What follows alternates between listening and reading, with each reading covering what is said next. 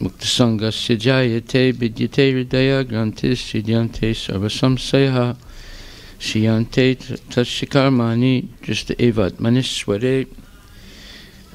Srimad Bhagavatam Grantha Raja Ki Jai, Srila Prabhupada Ki Jai, Nama Om Vishnu Padaya Krishna Prasthaya Bhutali Samati Bhakti Namaste Saraswati Devi Guruvani Pracharani Nirvisesa Sunyavadi Paskati Rastai. So tonight we're going to continue with our study of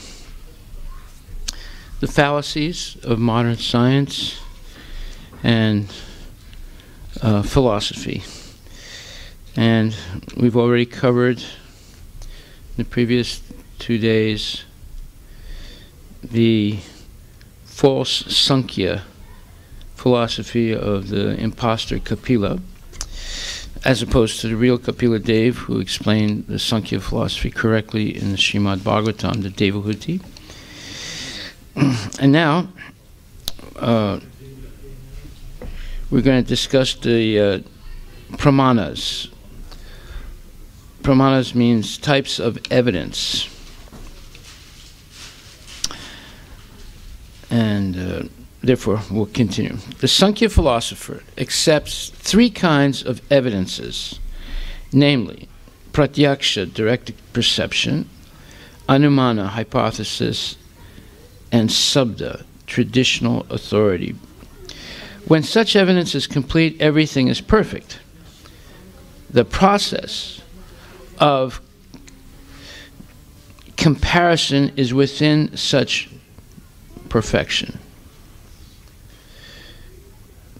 So when you say the process of comparison is within such perfection, it means that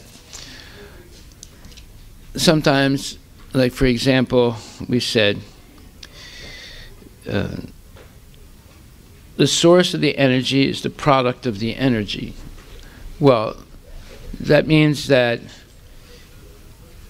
the energy of creation is made by the product of creation, which is matter, right? So that's like saying your cell phone produces its own energy. Does that make sense? Absolutely not. Absolutely not. See, it's a fallacy. It's nonsense. So the process of comparison is within such. So when we say we compare the cell phone to matter, and we say, if you say that matter produces its own energy, then it's like the cell phone producing its own energy, but that doesn't make sense. So through comparison, you can understand certain things. It's not always foolproof, but it can be used correctly also. So here it says that beyond such evidence, there is no proof. So therefore,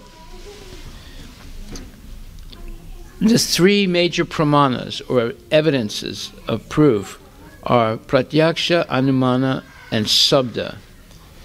And within those 3, comparison is also, or a comparison is called upamana in Sanskrit. So that's also helpful.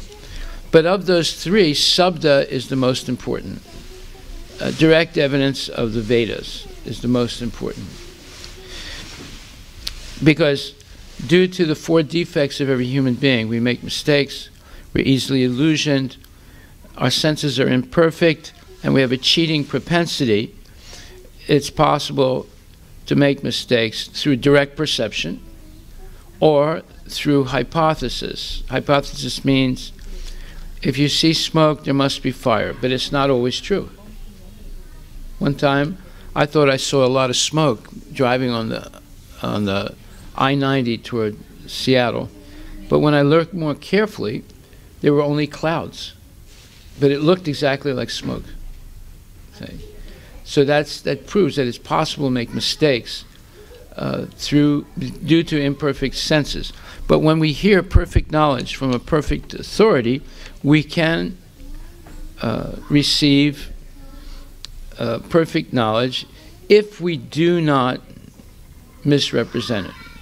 In other words, Krishna says, Aham sarvasya prabhava matak sarvam pavartate itimat vabhajante mam buddha bhava samanvitaha. 10th chapter, 8th verse.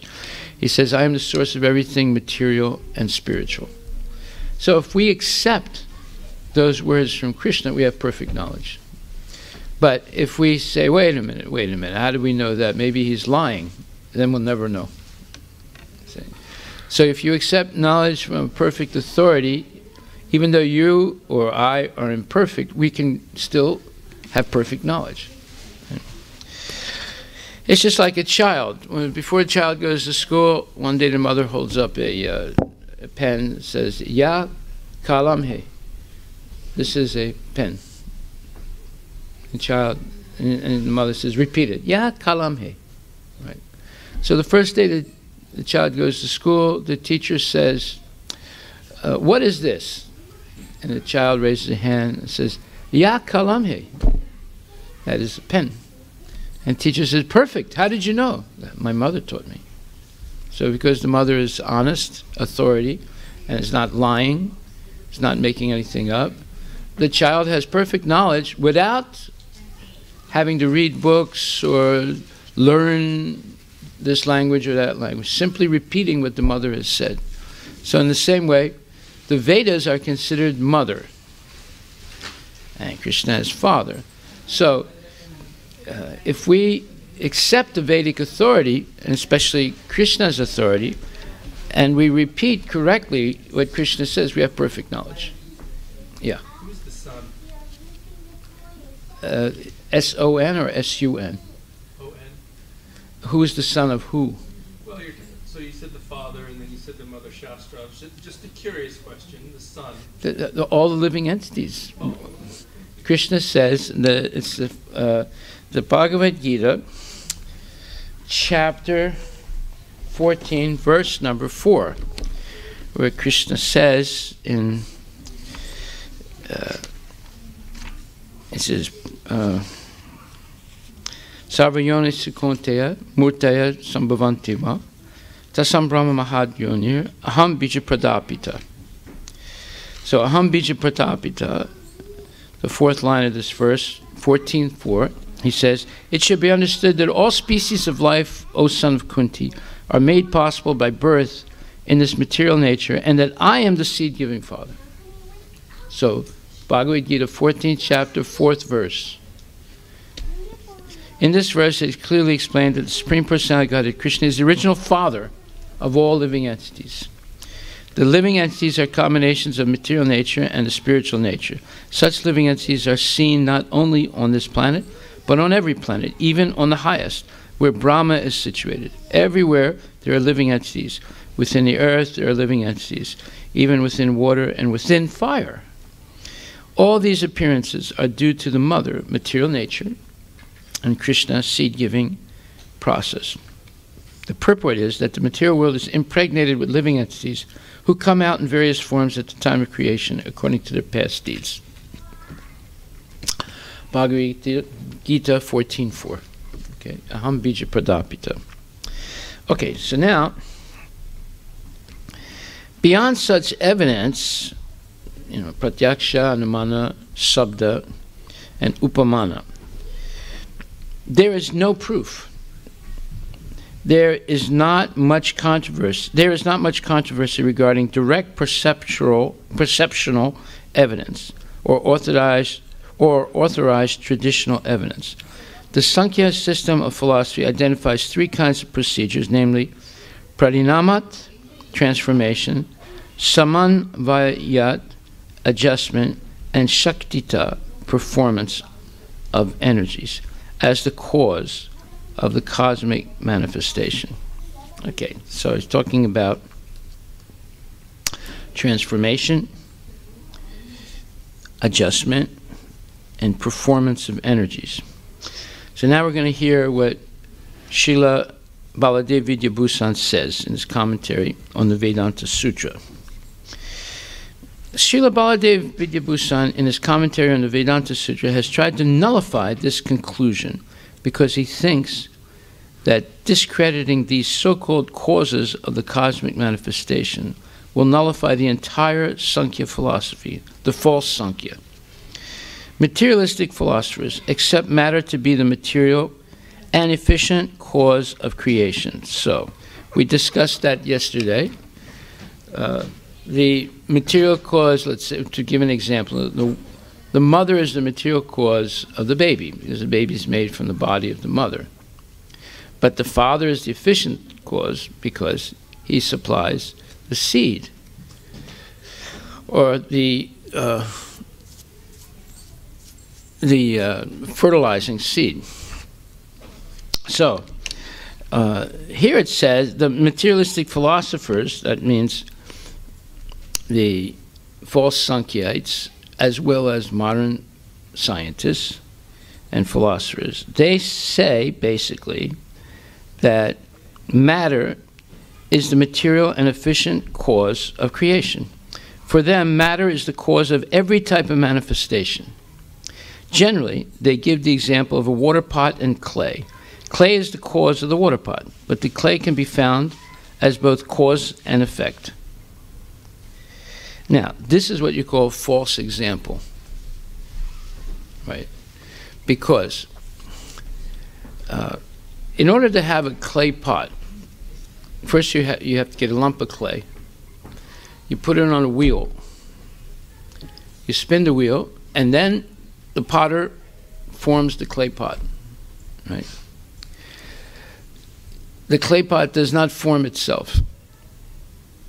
So therefore, this example that they give is a false example, because you have to, it's like an analogy. An analogy is only good as the number of corresponding characteristics. Like, for example, it says, and we'll read it again, materialistic philosophers accept matter to be the material and efficient cause of creation. For them, matter is the cause of every type of manifestation. Generally, they give the example of water pot and clay. Clay is the cause of the water pot, but the clay can be found as both cause and effect. Well, the clay cannot form itself into a water pot. Therefore, this example is not valid. The material cause, meaning the matter of the clay pot, is clay. But in order for it to become a water pot, you need a human being that forms it into the water pot. So you cannot say that the clay itself is the cause and the effect, although it's present in both states.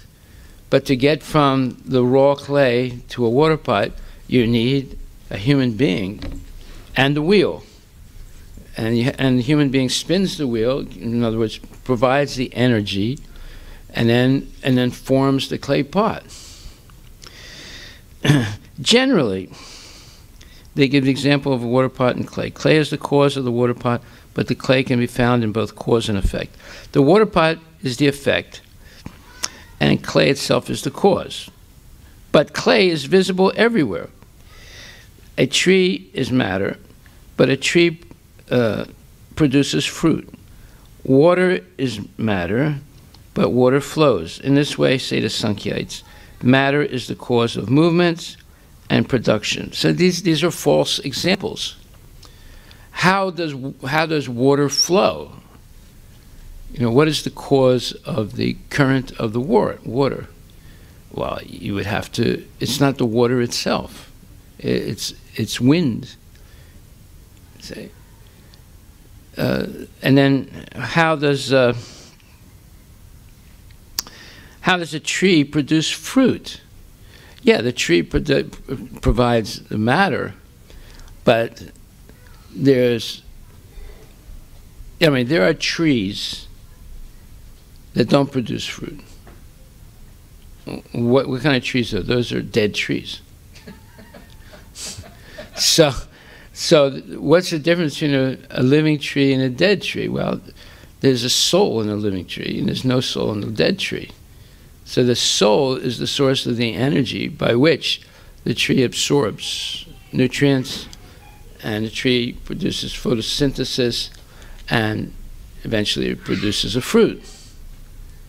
And none of this could happen without the cooperation of Krishna, who provides the sun, the earth, the minerals, and the jivas, the living entities, and so forth. So these sound right, but actually when you look at them carefully, they're false examples. Right? In this way, say the Sankhyites, matter is the cause of movements and production. As such, matter can be considered the material and efficient cause of everything in the cosmic manifestation. Srila Baladev Vidyabhusan has therefore enunciated the nature of pradhana as follows. Pradhana means the unmanifest nature, an unmanifest state of nature in which the time factor and the modes of material nature are not acting. Previously, he did define pradhana also in a slightly different way. But anyway, we will continue now. So, I'm going to make that note. Pradhana.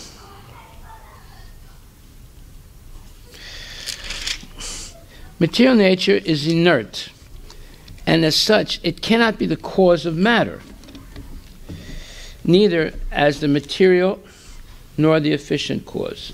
Seeing the wonderful arrangement and management of the cosmic manifestation generally suggests that a living brain is behind this arrangement, for without a living brain, such an arrangement could not exist. One should not imagine that such an arrangement can exist without conscious direction. In our practical experience, we never see that inert bricks can themselves construct a big building. So that's the whole point. The water pot, although it's made of clay, and clay exists in its natural state. I mean, I have clay at the farm. You dig down into the ground and you run into clay. Not everywhere, but on our farm, it's a lot of, there's clay under the surface. You go down 1 or 2 feet, you run into a whole bunch of clay, right? Now, I can extract the clay and put it on a table. Will it become a water pot?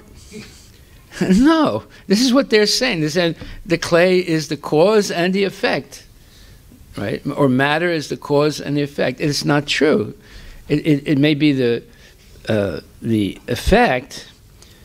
I mean, it may produce. It may provide the matter, but in order to get it from raw clay to a water pot, you need a human being who's intelligent, who makes a spinning wheel, who puts the lump of clay in a spinning wheel and forms it into a water pot. And then they have to bake the water pot until it becomes hardened, and now it can become a water pot. You see?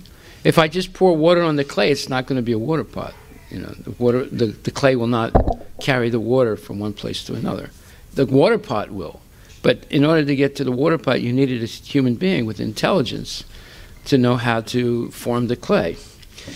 So in material nature itself, so we're talking about matter and material nature. So this is one of those false arguments. Like, for example, someone says, well, God created everything. And the scientists say, well, we don't believe in God. There's no scientific evidence of the existence of God. Okay, then what's your explanation? Well, nature did it. What? Nature? What do you mean by nature? Well, nature, you see the nature all around, you know. It's self-created. How is that? Well, first of all, nature is eternal. That's what the false Sankhya philosophy says. The nature is eternal. So over time, and because of gravity, and because of electromagnetic waves, and because of this thing and that thing, things happen. Nature is the efficient cause and the material cause. So you see, and then when you say, well, what about this? Well, nature did that. And what about that? Nature did that. Well, is nature God? No, there's no God. You see the point. Like, Have you ever heard anyone talk like that? Constant circular arguments of mumbo-jumbo nonsense. No, but they always say it's nature. We say it's God, they say it's nature. But how can nature create when nature by nature is inert? It doesn't move on its own. Okay, so one... Did they call it pantheism? No, pantheism means there are many, many gods. The Pantheon was a building. It's a building. You can see it today. It's an ancient building in Greece. It's up on a hill. And there used to be many gods in there, or the Greek pantheon of gods. So pantheism means many gods. Okay. No, this is called atheistic Sankhya philosophy. Now, there's real Sankhya philosophy, but this is the false Sankhya philosophy. And the modern scientists, they ascribe to it that nature is both the cause and the effect. Okay. No, like when I read to you yesterday and the day before, how the scientists explain the Big Bang, the origin of creation, according to them.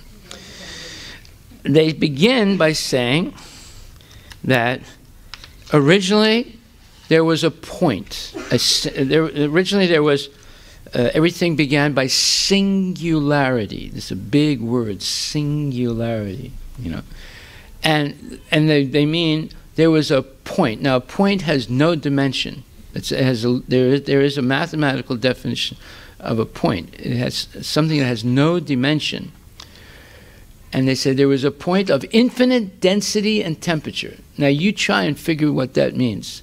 Something that has no dimension has infinite density and temperature. And at a certain point it exploded. And it expanded at such a speed that it violates Einstein's theory of relativity. It expanded faster than the speed of light. This is what they're saying. If you want, you can read it. I've read it already several times, so I'm not going to go over the whole thing. So, and then, how fast did it expand? It expands 10 to the minus 36 seconds. That is, 1/1,000,000,000 of a trillionth of a trillionth of a second. After the explosion, it expanded hundreds of times. And it's still expanding now. Okay, this is the way they explain it. But then they say that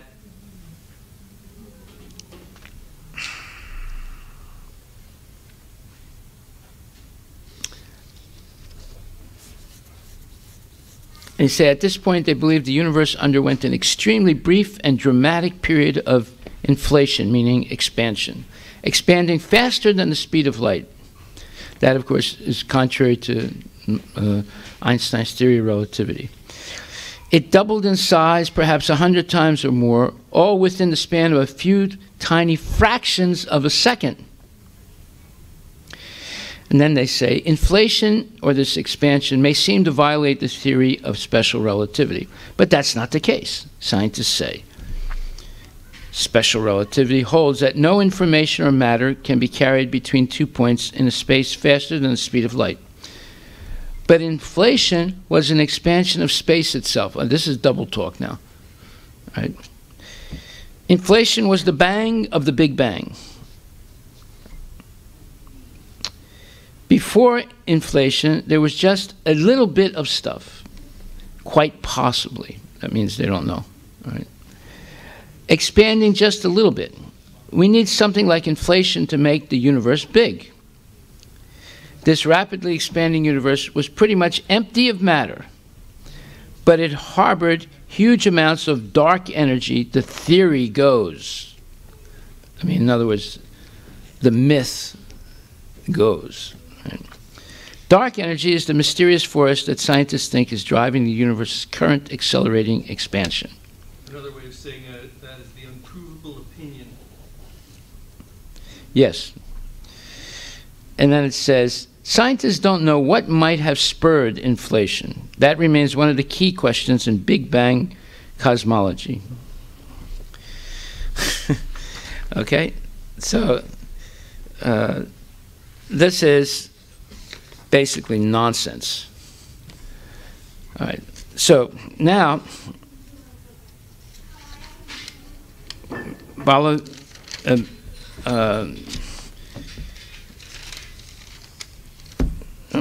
Vidyabhusana continues. He says, the example of the water pot cannot be accepted because a water pot has no perception of pleasure and distress. That means it doesn't have a soul.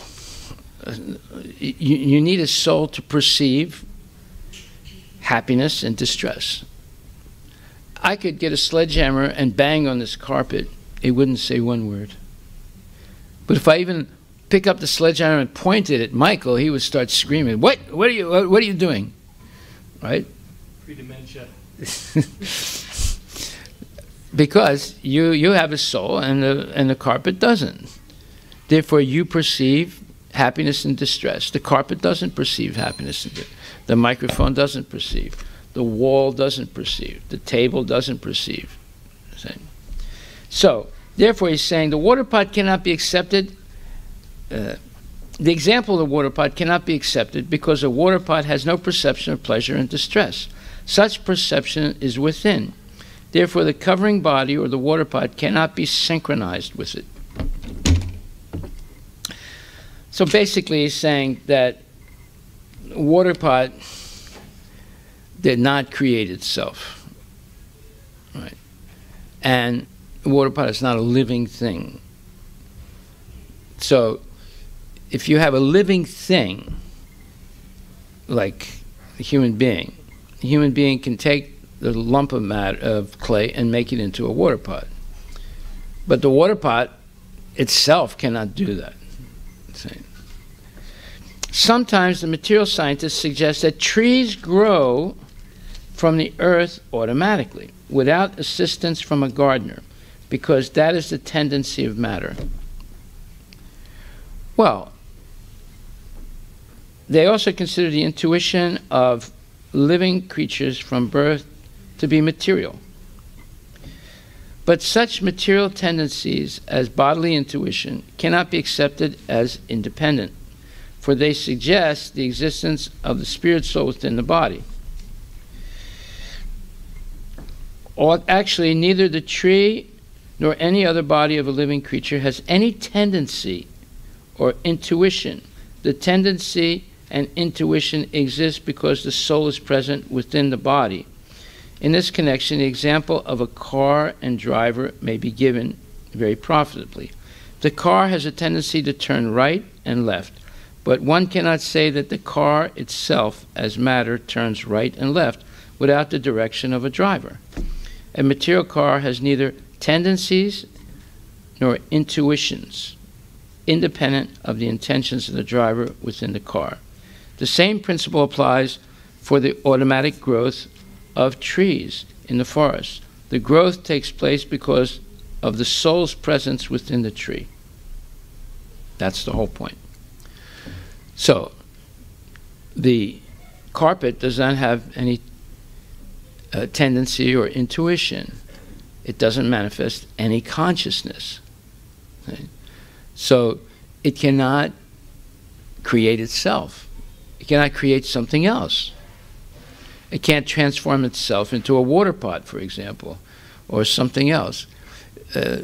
So this whole idea that matter, or as the Sankyites say, the false Sankyites, they say that matter is the material and efficient cause of everything. Everything is coming from matter. Well, it's not true, because matter is inert. It cannot produce anything on its own. It needs the help of an intelligent being to change from the state of raw clay to a clay pot, etc. Sometimes foolish people take it for granted that because scorpions are born from heaps of rice, the rice has produced the scorpions. Well, yeah, in Thailand, they have rice paddies, And once a year, they see little scorpions coming out of the rice paddies. They did not see the mother scorpion lay the eggs in the rice paddies earlier. They just see the rice paddy, the scorpions coming out of the rice paddies. So they say scorpions are born from rice paddies because of fermentation. It's not true. But they believe it's true because they don't know they didn't see the mother lay the eggs in the rice paddies earlier. Right? The real fact, however, is that the mother scorpion lays eggs within the rice paddies, and by the proper fermentation of the rice, the eggs give birth to several baby scorpions, which in due course they come out. This does not mean that the rice gives birth to the scorpions. Similarly, sometimes bugs are seen to come from dirty beds. This does not mean, however, that the beds give birth to the bugs. Yeah, well, you can have a bed bug, right? How do you know you have a bed bug? Because you start seeing these red lines and you feel uncomfortable. And one time my wife came back from Europe, and she kept complaining about there was some kind of little pain on her back. So I asked her, I said, okay, well, let me take a look, And I looked at her back, and there was a bed bug. You know what a bed bug is, right? It has these pinchers like this. So it crawls onto your body and pinches itself. And usually bed bugs are very thin, but once they connect to your body, they become fat and red. Right? So you can go like this, and you can move. It won't let go, but you can move it up and down. It's not like a blemish on the body. It looks like a blemish on the body at first if you don't look carefully, but actually it's a bug that has latched on to the skin, and it's sucking blood. Right? So, How does it come out? huh? How do you remove I gotta pull it out. It's a little painful. Yeah, you have to pull it out. Yeah, there was one lawyer who came into a court, and people actually saw bed bugs jumping off his body onto the table where he set up his books and everything.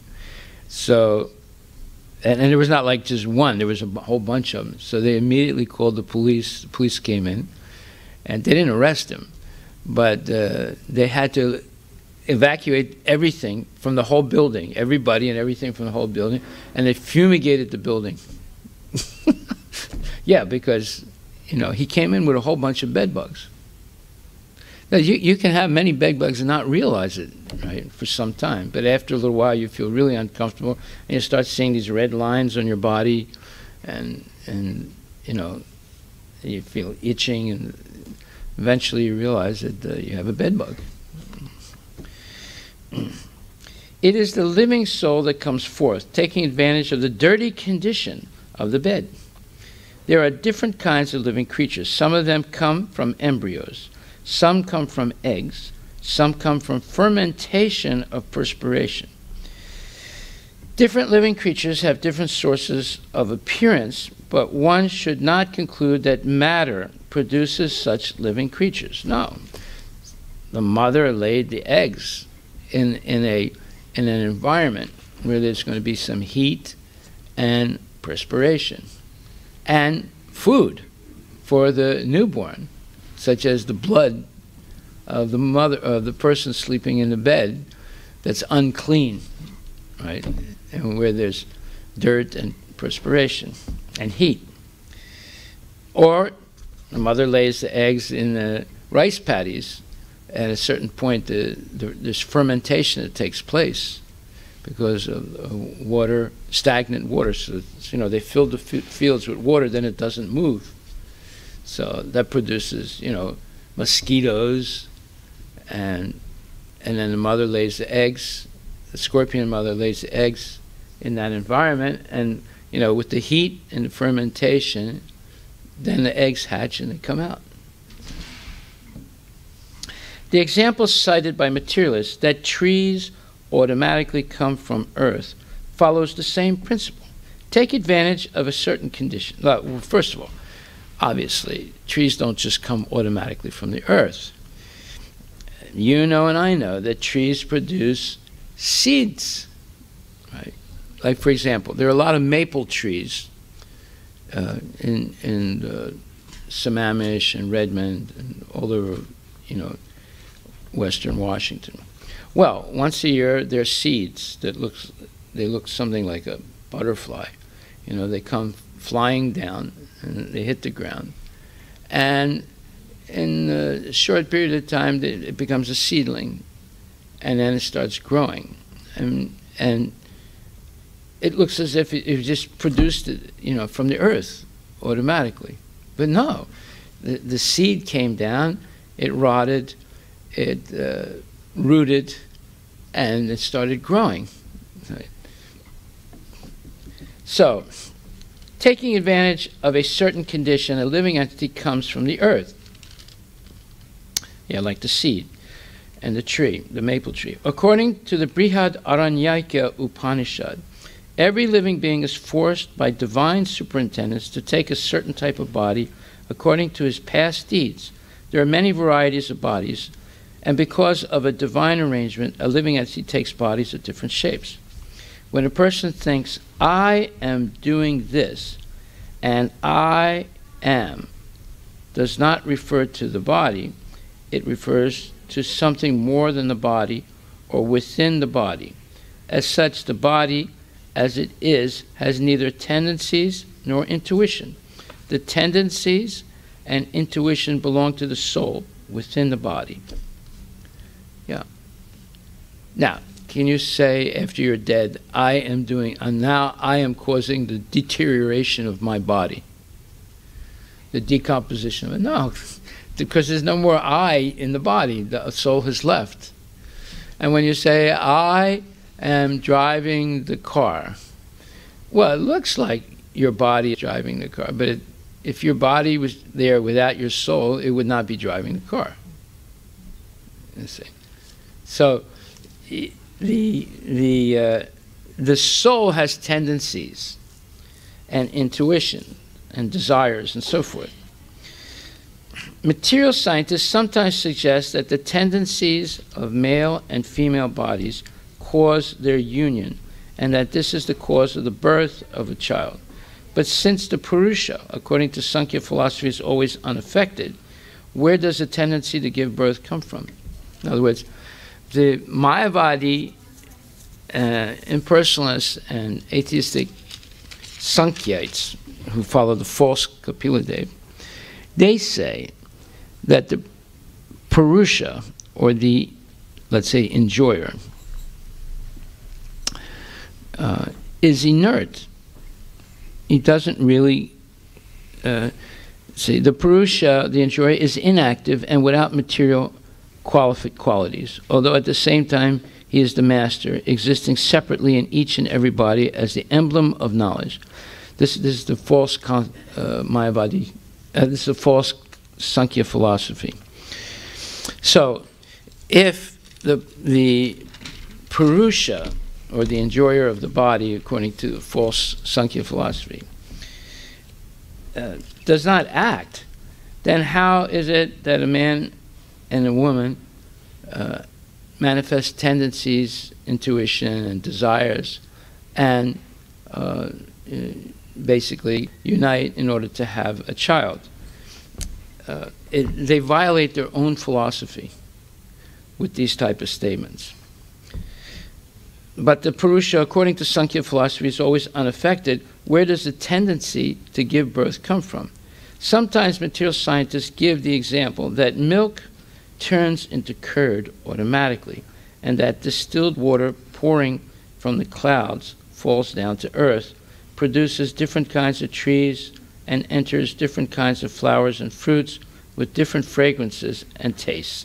Therefore, they say matter produces varieties of material things on its own. In reply to this argument, the same proposition of the Brihad Aranyaka Upanishad, that different kinds of living creatures are put into different kinds of bodies by the management of a superior power is repeated. Okay, like for example, in Bhagavat Gita, 13th chapter, it says,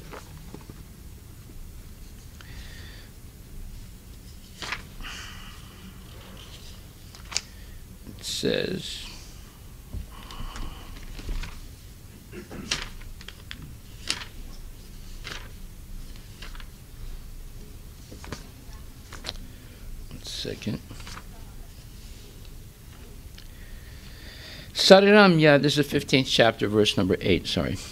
Sariram yad avapnoti, yach chapi utkramat ishvara, grihit vaitani samyati, vayur gandhan ivasaya. The living entity in the material world carries his different conceptions of life from one body to another, as the air carries aromas. Thus he takes one kind of body and again quits it to take another. Here, the living entity is described as Ishwara, or the controller of his own body. If he likes, he can change his body to a higher grade, and if he likes, he can move to a lower class. Minute independence is there. So, there are different Ishwaras. Ishwara means controllers. So, you or I can control to a certain extent our destiny by the different choices that we make in life. We don't have complete control, but it's to a certain extent. So he says, if he likes, he can change his body to a higher grade, and if he likes, he can move to a lower grade. Minute independence is there. The change his body undergoes depends upon him. At the time of death, the consciousness he has created will carry him on to the next type of body. If he has made his consciousness like that of a cat or dog, he is sure to change to a cat's or dog's body. And if he has fixed his consciousness on godly qualities, he will change into the form of a demigod. And if he is in Krishna consciousness, he'll be transferred to Krishna Loka in the spiritual world and will associate with Krishna. It is a false claim that after the annihilation of this body, everything is finished. The individual soul is transmigrating from one body to another, and his present body and present activities are the background of his next body. One gets a different body according to karma, and he has to quit this body in due course. It is stated here that the subtle body, which carries the conception of the next body, develops another body in the next life. This process of transmigrating from one body to another and struggling while in the body is called karsati, or struggle for existence. The living entity, next verse, thus taking another gross body, obtains a certain type of ear, eye, tongue, nose, and sense of touch, which are grouped about the mind. He thus enjoys a particular set of sense objects. So, therefore, the idea that, as the Sankhya philosophers said, that sometimes material scientists give the example that milk turns into curd automatically. Now, this was disproved by a French scientist.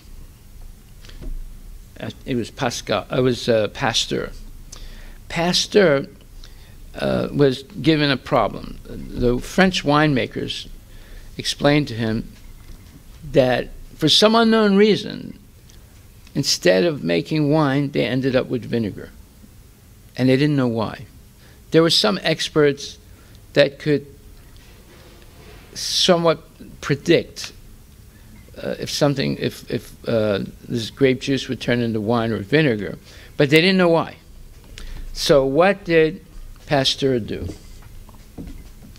This was when they were just discovering the world of microscopic living entities called bacteria. So he did an experiment where he took some grape juice and they put some sugar in it and something else and put it in a sterile environment where no air could get in. Right. And he did the same thing, but let the air in another flask. It's a special type of flask which has a curve, and it goes like this, and then it becomes thinner and thinner, and then there's a little hole, right? So anyway, the one that didn't let the air in became wine, and the one that let the air in became vinegar. Then he understood that sometimes when if you're a winemaker and you make, let's say, 50 barrels of wine, right? And not wine, but grape juice with sugar and some fermenting substance, and it turns into vinegar, it's a big loss. I mean, you'll still be able to sell it, but vinegar is not the same as wine. It's a low grade wine, right? And it's much cheaper than wine. See? So it's a big loss for them. So they wanted to find out, how can we avoid this? We're going out of business. Sometimes it turns into wine, sometimes it turns into vinegar. So he discovered the cause of it. It was that certain types of bacteria in the ambient air was getting in and corrupting the process of fermentation. So, therefore, the idea that milk turns into curd automatically, and that distilled water pouring from the clouds falls down to earth and produces different kinds of trees and enters different kinds of flowers and fruits with different fragrances and tastes, that's not correct. It doesn't happen automatically. It doesn't happen by itself, right? So, the different types of flowers and fruits with different fragrances, that's due to aromatic hydrocarbons that the flowers and plants make.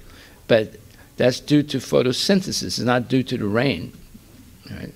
You need the rain to wet the seeds that are in the ground, and then the seeds sprout, and they grow into a plant, and then they grab the energy of the sun through photosynthesis, and that energy, and eventually it becomes glucose, and then the glucose is a aromatic, it's a hydrocarbon, right? And then they draw minerals from the earth and water, and then eventually it produces aromatic hydrocarbons. And there's different types in the same plant. So the whole idea that it's just the rain that did this is not true. The rain is a factor, but you have to have the seed, you have to have the earth, you have to have the sun, and you have to have the process of photosynthesis. Who set all that up? It's not the rain that did that, you see. So these are simplistic arguments to prove that matter in and of itself provides energy and creates things. It is the efficient and the material cause. And therefore, you don't need God, you don't need anything. It's just happening. It's complete nonsense. But the examples they give convince less intelligent people that, you're right. Nature is doing it all. What is nature? Nature is no God. It's just something called nature,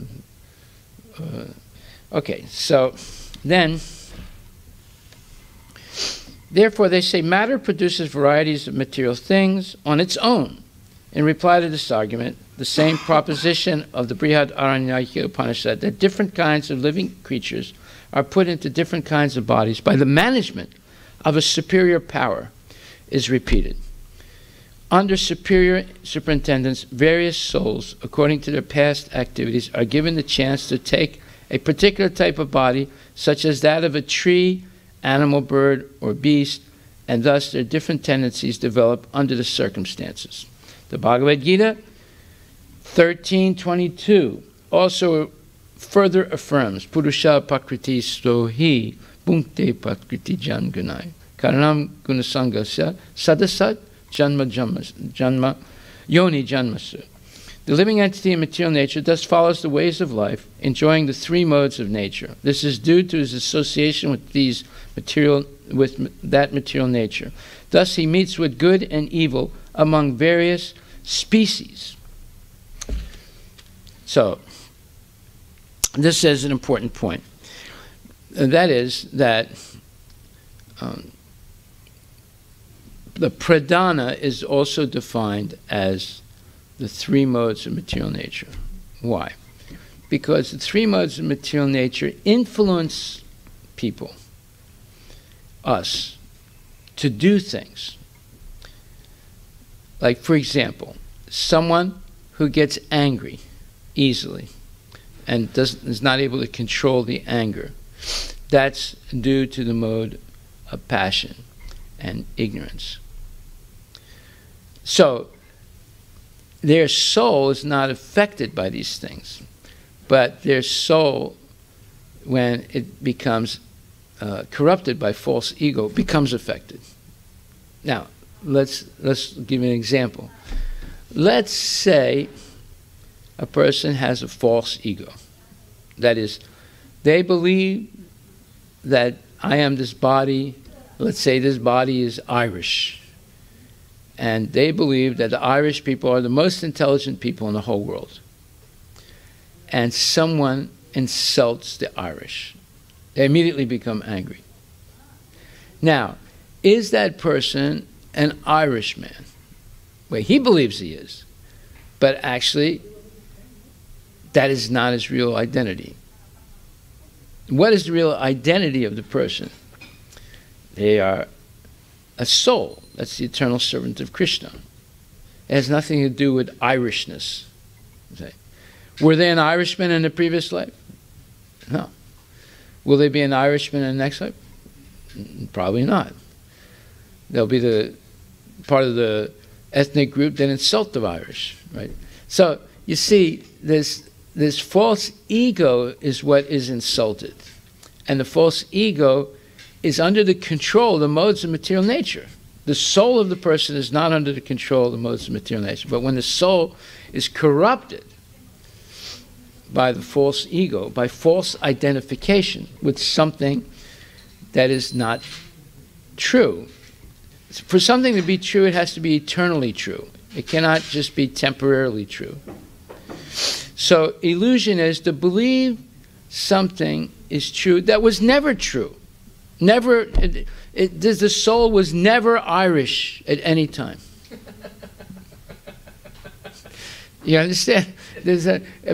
My soul was never Armenian at any time, right? But my soul became corrupted by the false ego to believe that I belong to a certain ethnicity that is localized in a certain geographical place, that has a certain diet, that has certain dances, that has certain music, that has certain this and certain that. And above all that, we're the greatest people in the world. Everybody else are a bunch of idiots, right? Now, the Telangana believe that, the Andhra Pradeshis believe that, and that's why they're fighting each other, right? And it's all nonsense. So here it's saying that the change of body is done due to superior management. You're not controlling the change body. You're controlling the consciousness to a certain degree. But even that is under the influence of modes of material nature that forces a person to believe things that are not true and to act in certain ways that are detrimental to themselves due to false beliefs that they have. See? Therefore, a person wrote me a letter today and they said, in my family, sometimes people criticize Krishna. And it makes me really angry. And I get into fights with my family. What should I do? Okay. So, this is a problem, right? What's the problem? If the person that wrote me the letter didn't believe in Krishna, and a member of their family insulted Krishna, then she wouldn't get angry. But because she believes in Krishna and members of her family insult Krishna, she's getting angry and it's causing strife in her family. So she's asking me, what should I do? Well, the point is, it takes two to tango. Have you ever heard that? It takes two to tango. You know what the tango is? Yeah. So there's a saying, it takes two to tango. So it takes two people to fight. It takes two hands to clap. But if you clap with one hand, you don't hear anything, right? So the point is that answer a fool with silence. Answer a fool with silence, right? So there's people who are purposely piquing her, poking her, like, saying things that they know will agitate her, and then they're standing back and enjoying her getting angry. So she should realize, that these people are really less intelligent and foolish, and she should just answer with silence, right? And pray to Krishna for their salvation, for their awakening one day. Right? But getting angry and fighting with them, when it's your own family members, you see them every day. They probably live in the same house. So what good is that going to do? That fighting will eventually cause a breakdown in the family. So what is being insulted is the false ego.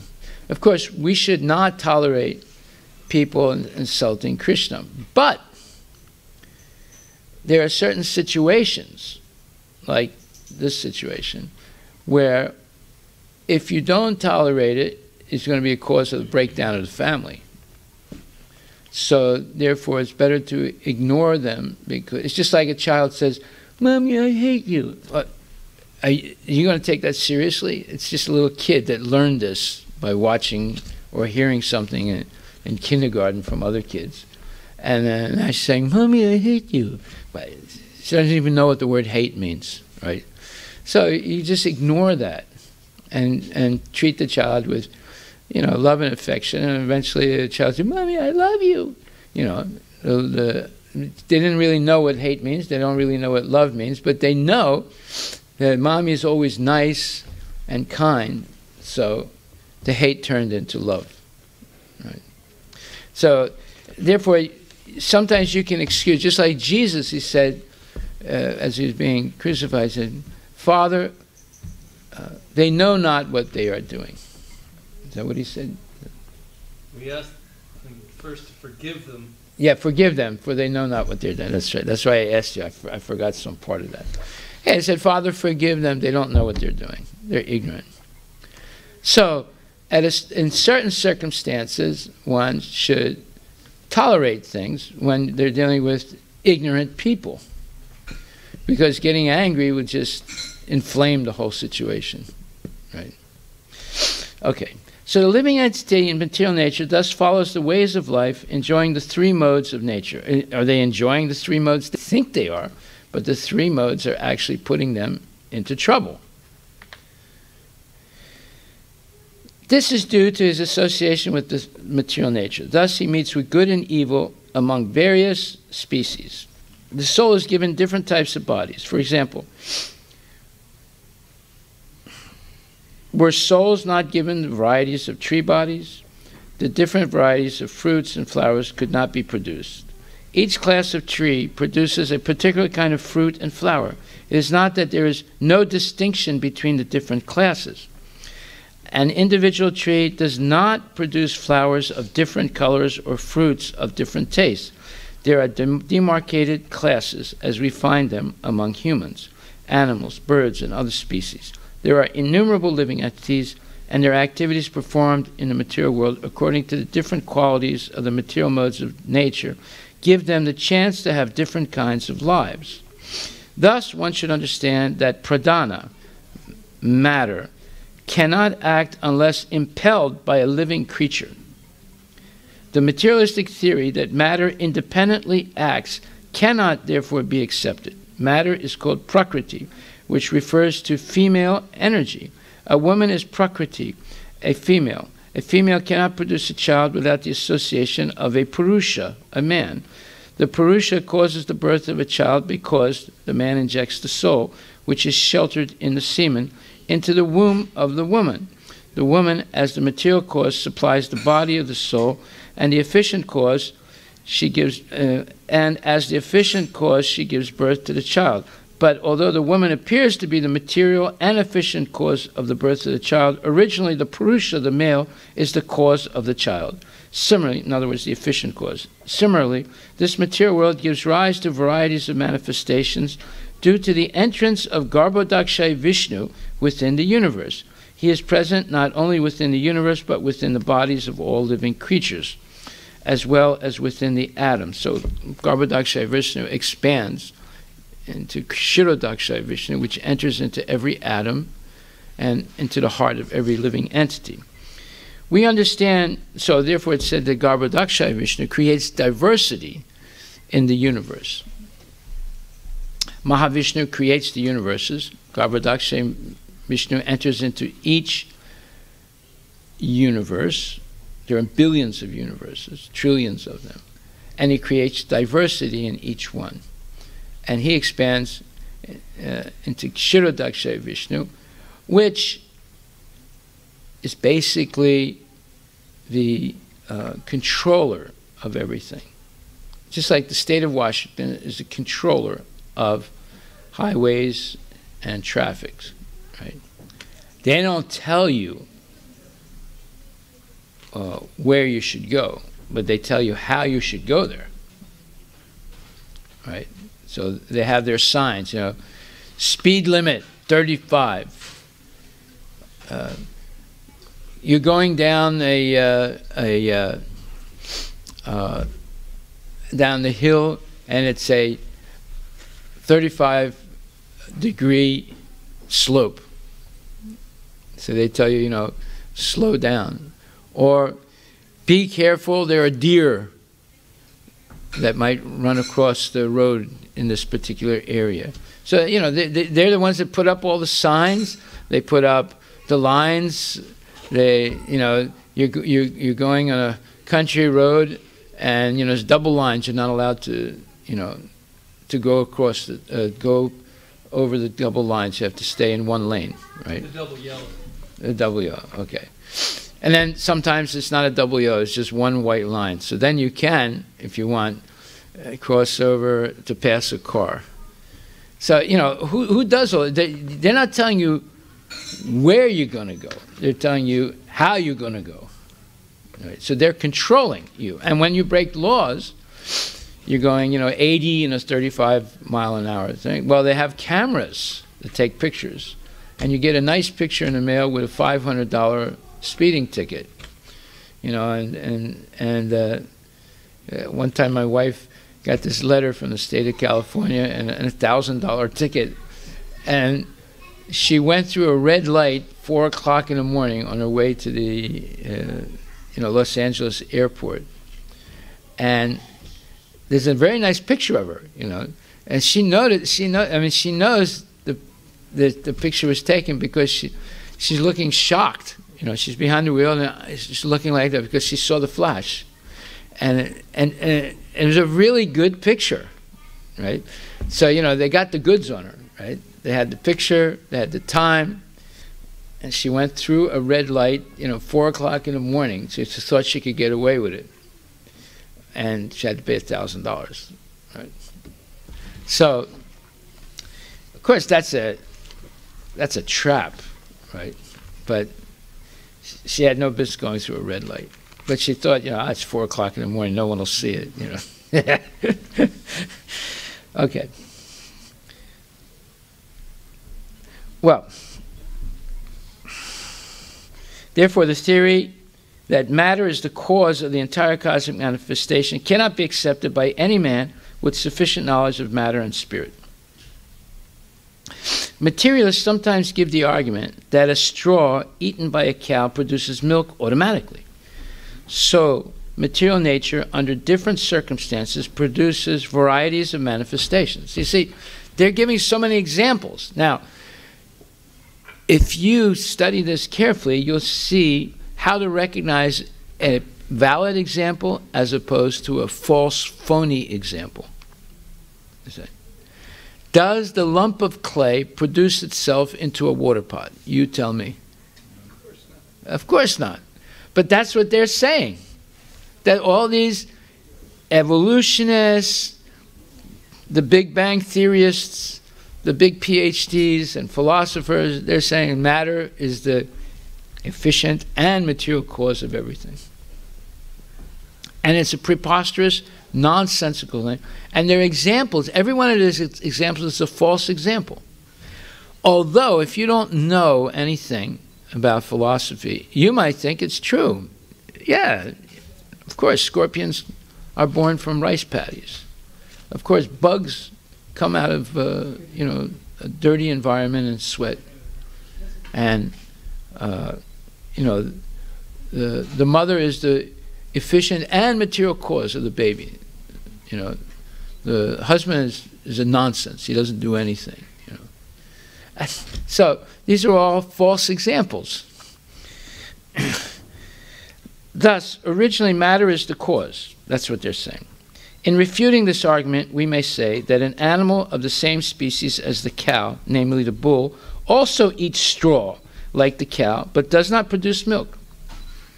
There you go. Just defeated that argument. Under the circumstances, it cannot be said that straw in connection with a particular species produces milk. The conclusion should be that there is superior management. That's the whole point. There is superior management. God is if you factor out God in the equation, you end up with nonsense. Right. This conclusion should be that there is superior management, as confirmed in the Bhagavat Gita 9:10. Maya dakshena prakriti suyate characharam hetananena konte jagat viparivartate. So Krishna says, 9th chapter, 10th verse, that he controls material nature. It's not Trump, it's not the Democrats, it's not Putin, it is Krishna. And he says, it's 10th chapter. 9th chapter, 10th verse.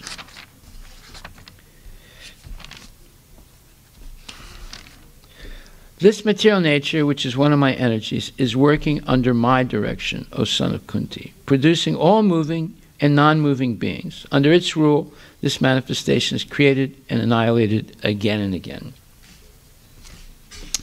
The conclusion should be that there is superior management, as confirmed in Bhagavad Gita 9:10, where the Lord says, Maya dakshena prakriti suyate sa characharam. This material world is working under my direction, O son of Kunti, and it is producing all moving and non-moving, unmoving beings.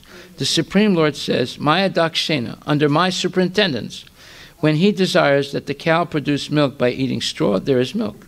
And when he does not desire it, the mixture of such straw cannot produce milk. If the way of material nature had been that straw produced milk, a stack of straw could also produce milk, but that is not possible. And the same straw given to a human female also cannot produce milk. That is the meaning of the Bhagavad Gita statement that only under superior orders does anything take place. Matter itself has no power to produce independently. The conclusion, therefore, is that matter, which has no self-knowledge, cannot be the cause of the material creation. The ultimate creator is the Supreme Personality of Godhead. If matter were accepted as the original cause of creation, all the authorized scriptures in the world would be useless. For in every scripture, especially the Vedic scriptures like the Manusmriti, the Supreme Personality of Godhead is said to be the ultimate creator. The Manusmriti is considered the highest Vedic direction to humanity. Manu is the giver of law to mankind, and in the Manusmriti, it is clearly stated that before the creation, the entire universal space was darkness, without information and without variety, and was in a state of complete suspension like a dream. Everything was darkness. The Supreme Personality of Godhead then entered the universal space, and although he is invisible, he created the visible cosmic manifestation. In the material world, the Supreme Personality of Godhead is not manifested by his personal presence, but the presence of the cosmic manifestation in different varieties is the proof that everything has been created under his direction. He entered the universe with all creative potencies, and thus he removed the darkness of the unlimited space. So, here we have a clear explanation. But see, if you just analyze Jai Shishirada Nilamadava Kije, if you just analyze your own life honestly, you will understand that things just don't happen automatically on their own.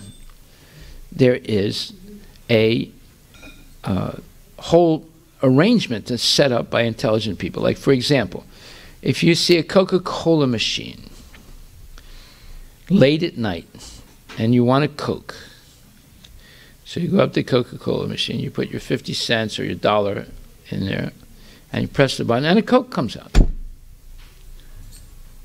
Is the machine the cause of the Coke, of the Coca-Cola? No. The whole thing was set up by intelligent people, right? You could have a Coca-Cola franchise business where you service the machines and you get a percentage, right? But even you did not create the Coca-Cola machine. It was created, by some intelligent engineers. And they have to get the metal, and they have to get the electrical wires, and this thing and that thing, and they set the machine up, and now they hire you, and you get a commission on every Coke sold from that machine, because you're servicing the machine. But the idiot, after smoking, marijuana, in the middle of the night he comes out, puts 50 cents in the machine, and Coke comes, and he comes to the conclusion the Coca-Cola machine is the source of all creation. That's complete nonsense, right? But this is what's going on. This is what all the PhDs are saying. These are guys that graduate from Harvard and MIT and IIT and Stanford and all these schools, and they come out and they believe that nature is the cause of everything. And they write books about it. The form of the Supreme Personality of Godhead is described to be transcendental, very subtle, eternal, all-pervading, inconceivable, and therefore non-manifested to the material senses of a conditioned living creature. He desired to expand himself into many living entities, and with such a desire he first created a vast expanse of water within the universal space, and then impregnated that water with living entities. By that process of impregnation, a massive body appeared, blazing like 1,000 suns, and in that body was the first creative principle, Brahma. The great Parasara Rishi has confirmed this in the Vishnu Purana. He says that the cosmic manifestation visible to us is produced from Lord Vishnu and sustained under his protection.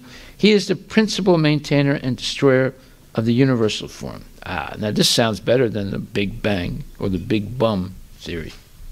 Right. There's the big Virat Rupa that was expanded by Krishna, and also, therefore within that universal body, everything is created. This cosmic manifestation is one of the diverse energies of the Supreme Personality of Godhead. As a spider secretes saliva and weaves a web by its own movements, but at the end winds up the web within its body, so the spider can use its saliva and make a web. It can also reabsorb it. Just like you can spit some saliva, you can reabsorb it, right? Also. So that's what the spider does. In the same way, Mahavishnu expands the universes, expands Garbhodakshay Vishnu, and then Garbhodakshay Vishnu expands Kshirodakshay Vishnu, and creation, the material creation takes place. Then it's wound up again back into the body of Mahavishnu. See? So So Lord Vishnu produces this cosmic manifestation from his transcendental body, and at the end winds it up within himself. All the great sages of the Vedic understanding have accepted that the Supreme Personality of Godhead is the original creator. It is sometimes claimed that the impersonal speculations of great philosophers are meant for the advancement of knowledge without religious ritualistic principles. But the religious ritualistic principles are actually meant for the advancement of spiritual knowledge. By performance of rituals, religious rituals, one ultimately reaches the supreme goal of knowledge by understanding that Vasudeva, the Supreme Personality of Godhead, or Krishna, is the cause of everything. It is clearly stated in the Bhagavad Gita that even those who are advocates of knowledge alone, without any religious ritualistic processes, advance in knowledge after many, many lifetimes of speculation, and thus come to the conclusion that Vasudeva, or Krishna, is the supreme cause of everything that be. That's 7th chapter, 19th verse. Bahunam janmanam ante jnanabhamam prapadyante. As a result of this achievement of the goal of life, such an advanced learned scholar or philosopher surrenders unto the Supreme Personality of Godhead. Religious ritualistic performances are actually meant to cleanse the contaminated mind in the material world. And the special feature of this age of Kali is that one can easily execute the process of cleansing the mind of contamination by chanting the holy names of God, Hare Krishna, Krishna Krishna, Hare Hare, Hare Rama, Rama Rama, Hare Hare. So here we see you can go the religious, ritualistic path. So you do havans or homams, and you recite Vedic mantras, and you do this thing and that thing, and you have to do different mudras, and this and that, and on certain days, and there's fasting, and this and that, and all these things. And that's to cleanse the mind of all these false concepts that we all come from, monkeys or the Big Bang or whatever. It's to get rid of all that junk, right? Or you don't even have to do that. You just chant Hare Krishna sincerely. Follow the rules and regulations of Krishna consciousness, and you'll get the same result much quicker and much easier and much more stable in the long term. We also have to do our duty, yes? Well, your duty is your duty is to chant Hare Krishna and follow the rules and regulations and engage in devotional service, and especially Harinam Sankirtan, the Yuga Dharma in Kali Yuga. Right? Yeah, you could stay at home and do yagyas all day long, but that's not the same as going out and spreading love of God through Harinam Sankirtan with prasadam and books and dancing and singing and so forth. See, when Lord Chaitanya, on his way to Vrindavan, he stopped off in Benares, Kashi. And there he performed some Sankirtan. It was very severely criticized by the Mayavadi sannyasis in Benares. But since he was on his way to Vrindavan, he didn't take it seriously, and he left. But on his way back, he stayed there much longer. And this time, he stayed with a devotee named Chandrasekhar, who was a Sudra. Now, sannyasis never take food or stay in the house of a Sudra, but Lord Chaitanya did. Because he recognized that even though Chandrasekhar was born in a Sudra family, he was actually a devotee. So, this is the difference between the caste brahmanas and the Vaishnavas. The caste brahmanas believe that whatever caste you're born into, that you're stuck in that caste. And the Vaishnavas believe that regardless of what caste you're born into, what counts is your guna and karma in this life. So you might be born in a Sudra family, or you might be born in a Malecha family. So Malechas are not even in the Varnashram system. They're very low class. Just like Haridas Thakur, he was a Malecha. He was born in a Muslim family where they eat meat, and they don't necessarily bathe every day. Even if they go to the mosque to do the namaz, they're supposed to wash their hands and their arms and their feet and a little bit of their leg. That's it. So they're not taking a full bath, right? So some Muslims, they consider that ablution as equal to taking a bath. It's not actually a full bath, right? So they don't necessarily bathe every day, and they eat meat and so forth. So they're called malechas. But he made Haridas Thakur the Namacharya, because Vaishnavas recognize the guna and karma in this life as more important than your previous karma. So a person can transform if they get proper training. So then, the Mayavadi philosophers, Mayavadi sannyasis, they were criticizing Lord Chaitanya. They said, look, he's a sannyasi, but he's a sentimental person, is singing and dancing. He's not saying the mantras. He's not studying Vedanta. He's out there like a low-class person chanting in the streets, saying Hare Krishna, Hare Krishna, So then, Lord Chaitanya went to see them. And when he came amongst them, they were all shocked because he was like brilliant and beautiful.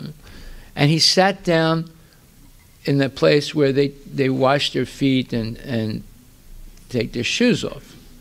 And they felt, oh no, this is not right. He looks like Narayana, and why is he sitting there? So they said, please don't sit here. And he said, no, I'm very comfortable here. And they said, no. You are Narayana. See, this is what they say. They say Namo Narayana when they say hello. They treat everyone as Narayana, not the lower class people, but the Brahmins, the sannyasis. They treat you as Narayana, because their whole thing is based on self-improvement. In other words, they don't believe that God is a person. They believe that God is this eternal force called the Brahman. But once you merge into that Brahman, you are Narayana. You are God. Right. So, and then they believed that Chaitanya Mahaprabhu was a lower class sannyasi because he was singing and dancing. So then they got into a philosophical discussion, and Lord Chaitanya defeated all of them. And these were the top scholars in Kashi or in Benares, which is the center of Mayavadism even today. And he defeated all of them, and they were shocked because they thought he was a low-class sannyasi, but he was way above them. And they eventually, were, well, they didn't exactly surrender to him, but they were very impressed. See, and then Chaitanya Mahaprabhu proved that he could much more easily convince malechas, people lowest, not even in the Vedic Varnashram system, to become devotees. But the only people that resisted and made it very hard for him to convince were the Mayavadis, who were, engaged in studying the Vedas, performing rituals, and highly intelligent, but they were actually hardcore atheists. And they were the most resistant to the message of Lord Chaitanya, most resistant. And in fact, they also were enemies of Vaishnavas. At a certain point, they acted like enemies of the Vaishnavas. So that proves that this whole that Mayavad philosophy is atheism. Mayavad. Maya means illusion. Vad means a worshipper of something that's illusory, that's not true, that's materialistic. So, sorry, may I ask a question? Yeah. So, I've known people, just for example, a Jewish person. Jews believe in God, but they don't believe in the Supreme Personality. Right? Are they atheists? No, they're not atheists. They believe in God. They might not have a clear conception of who God is. So these people that you're referring to, The Mayavadis. oh yeah, well we already know the Mayavadis. Well, I thought my understanding of Mayavadi is they don't believe in God being a singular person. Is that not a Mayavad? That's part of it. Okay.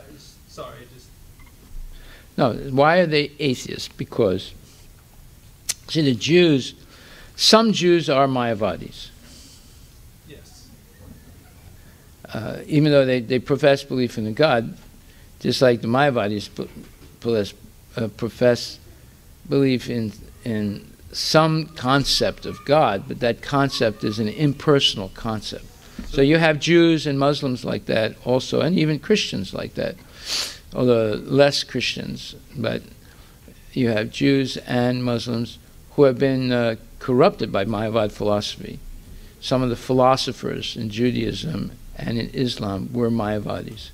I think the reason you have Jews that are atheists is because they're genetic Jews. They're like, oh, I'm a Jew because of my blood, right? Just like a Chinese person would say, oh, I'm Chinese because, oh, I'm born Chinese. But the Jews, there's a genetic Jew and then there's a religious Jew. The atheistic Jews. But religious Jews believe in God. There's no doubt about it. Yeah, okay. But they're not atheists. They're not atheists. That's what I just thought I heard you say, that All Mayavadis. they believe in God as this force, right? But not the supreme personality. Not a person. Really religious Jews do not deny, So it's just a small point. the religious Jews do not deny the existence of a God, nor do the Muslims. Right. Yeah, so they're not atheists. But they have some Mayavad influence. Some of their philosophers were Mayavadis because they were influenced by Greek philosophy. And like El Ghazali is a very famous Muslim philosopher. He was a Mayavadi, right? And many Muslims swear by him, as one of their greatest philosophers. Right? And amongst the Jews, you have certain ones that were tending toward Mayavadism, influenced again by Greek philosophy. Okay, sorry to distract. That's okay. That's right. So I know we'll stop here. We'll finish this tomorrow, or maybe Monday. What's the difference between impersonalists and Mayavad? Okay, there is such a thing as bona fide impersonalists, like the Kumaras and Sukadeva Goswami. They were Brahman realized. They were? Brahman realized. They thought that they were self-satisfied by virtue of identifying with the Brahman effulgence, right? Now, but they did not deny that there's something beyond Brahman. They just said, we don't know. So therefore, when the Kumaras actually met Lord Vishnu, they became devotees. And when Sukadeva Goswami heard the Srimad Bhagavatam, he ventured out of the womb of his mother and then recited Bhagavatam to Maharaj Parikshit, right? So those are bona fide impersonalists. And then the unbona fide impersonalists are the followers of Sankaracharya, but actually the disciples of Sankaracharya, because Sankaracharya was actually a devotee also, but he presented Mayavad philosophy to basically kick out the Buddhists from India and reestablish the authority of the Vedas. But then he told his disciples that, just worship Govinda, give up your word jugglery, etc. And he composed beautiful prayers glorifying Krishna, and he wrote his Gita Bhasya also, glorifying the Bhagavat Gita. So he was actually a devotee. But his disciples actually codified and went deep into impersonalist philosophy and atheism, right? Okay, so the point is that the question you asked was, say it again. difference between impersonalism and Mayavadi? Okay, so the Mayavadis claim there's nothing beyond Brahman, and that when Krishna appears in this world, he has a material body. Therefore, they are the worst aparadis, or blasphemers of Krishna. And that's why when Lord Chaitanya went to Kashi or Benares, it became very clear that he was able to convince Muslims to become devotees, but he had a big difficulty trying to convince Mayavadis, because they are blasphemers, the worst blasphemers, worse than the Muslims, of Krishna. You see, because they claim there's nothing beyond Brahman. So, but bona fide impersonalists like the Kumaras or Sukadev Goswami, they never said there's nothing beyond Brahman. They just said, well, we don't know, and because my guru hasn't revealed it to me. So therefore, when they did come in contact with, in the case of the Kumaras, Lord Vishnu, in the case of Sukadev Goswami, his father reciting Srimad Bhagavatam, immediately they became devotees. So the only difference is, impersonalist says like, okay, the Supreme is Brahman, but there might be something beyond that. No, they say there's nothing beyond. Impersonalist. No, let's make a difference. There's Mayavadis and there's bona fide impersonalists. The Mayavadis say there's nothing beyond Brahman. They're called Kevala Advaitins, absolute oneness. Kevala Advaitins. So that's a Buddhist. No, not exactly. A Buddhist, see, Buddhist is different. Buddhist is a materialist in this sense. They believe that the ultimate state is avyakta, the flip side of manifest matter. There's two stages of matter. There's vyakta and avyakta, manifest and unmanifest.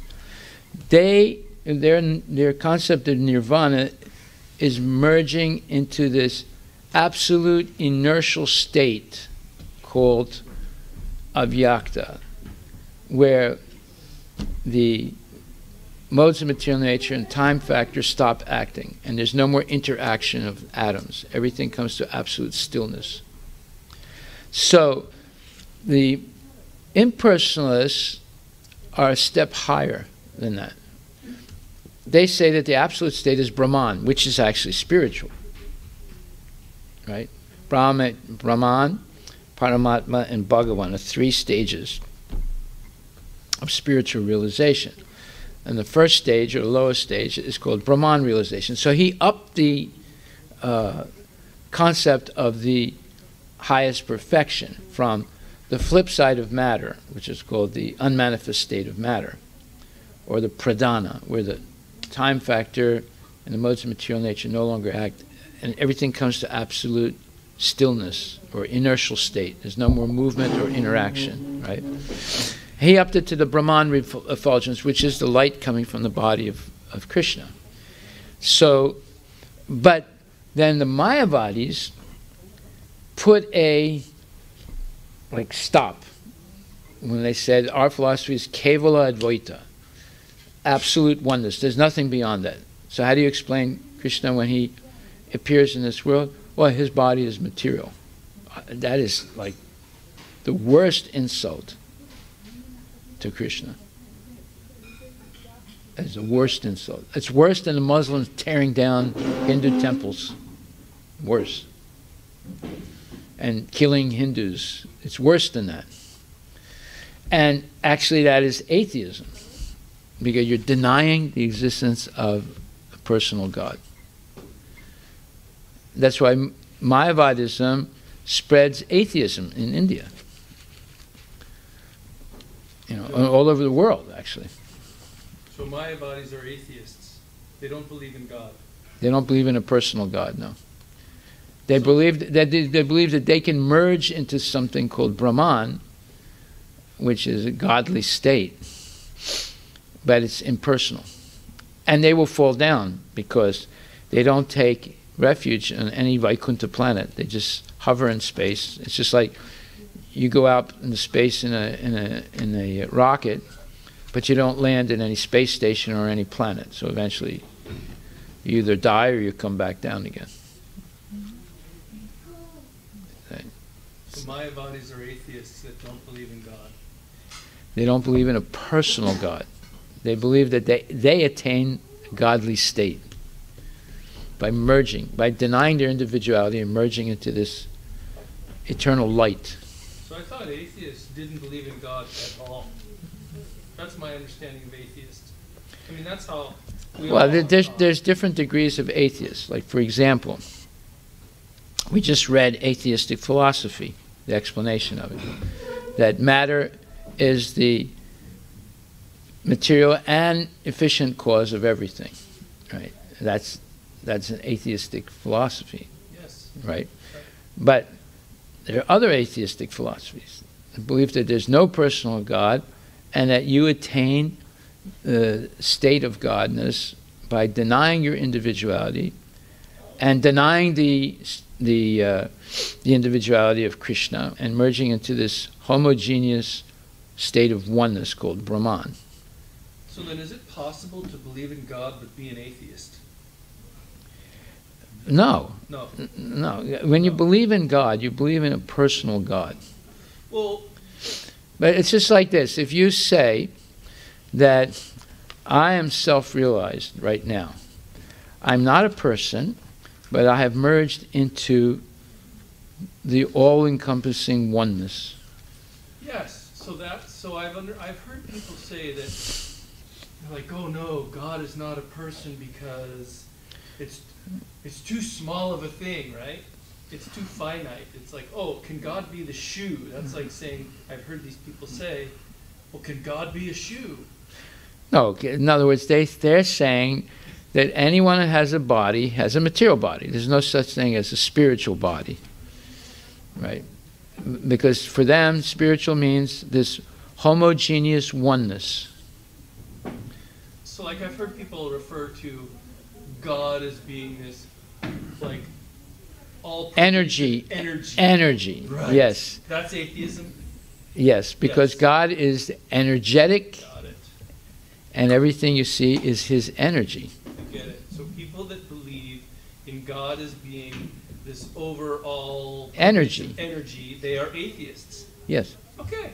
That's simple for me to understand. yeah. Okay. That's why you come to the class. Yes. Well, and I miss you too. Prabhu, but if the Mayavadi says that, okay, everything is one, and once you attain your samadhi or nirvana or freedom, then you become one with them, then how do they explain that?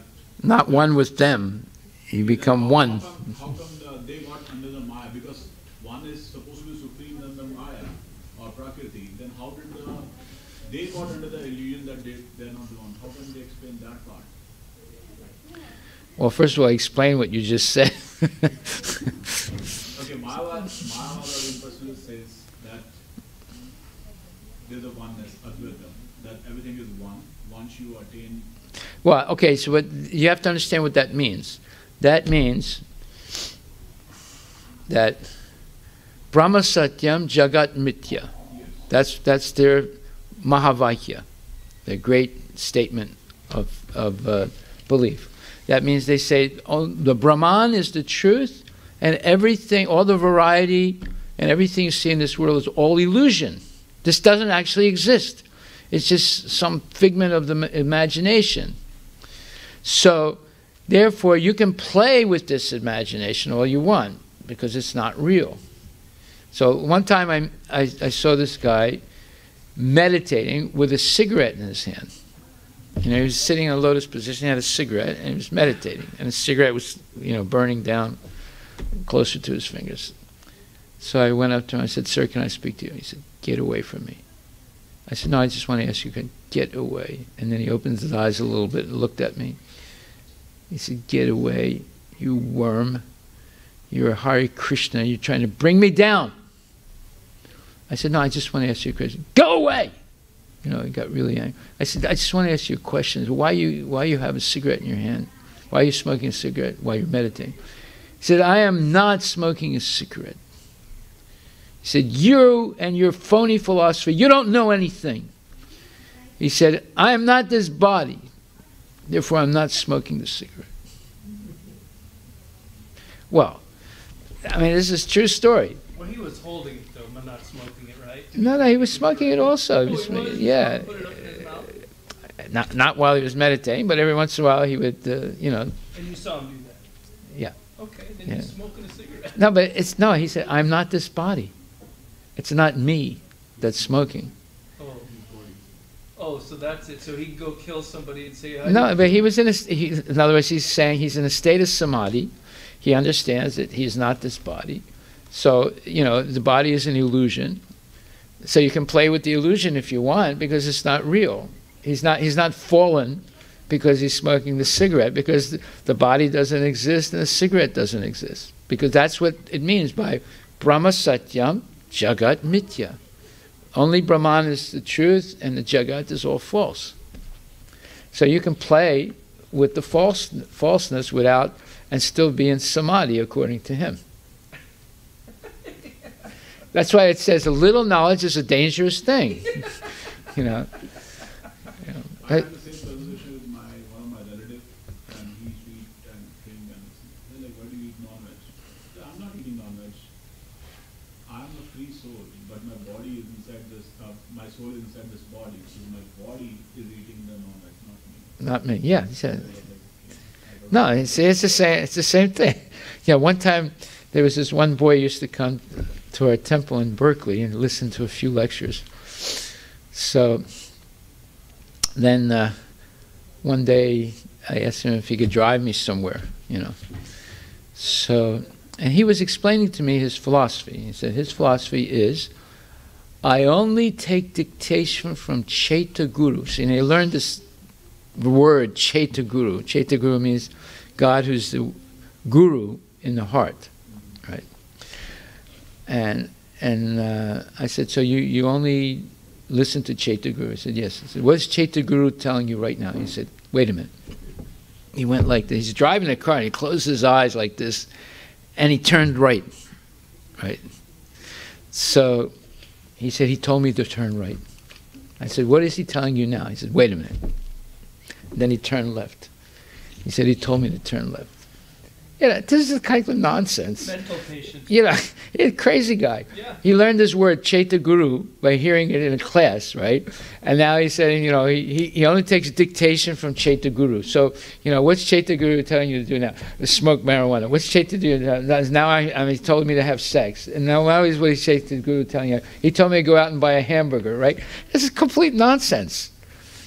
But this is the trouble with the world today. You have people that are not serious, and they're attracted like flies to stool to all kinds of false philosophies. They're attracted to it. It makes sense to them, although that makes no sense.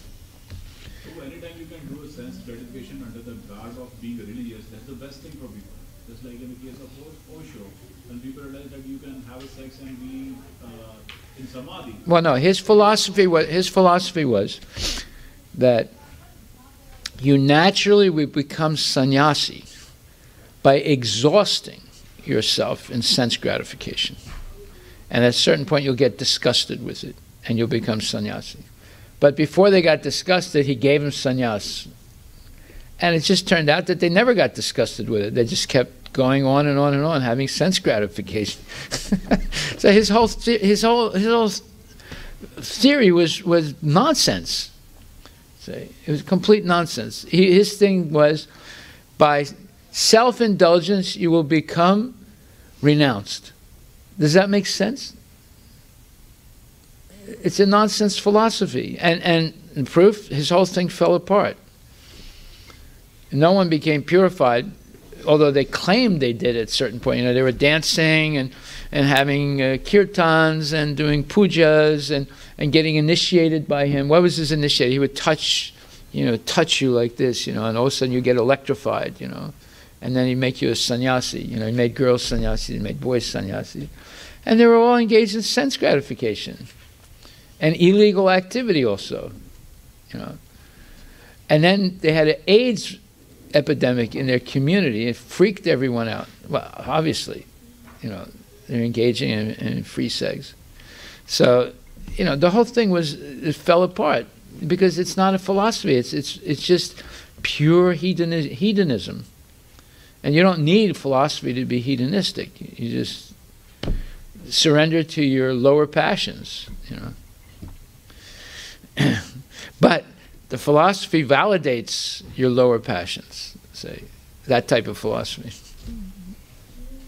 Okay, so we'll stop now and continue Monday. But actually, every morning after Mangal Arati, we have class also at 6 o'clock in the morning. So you will miss that. Haribol.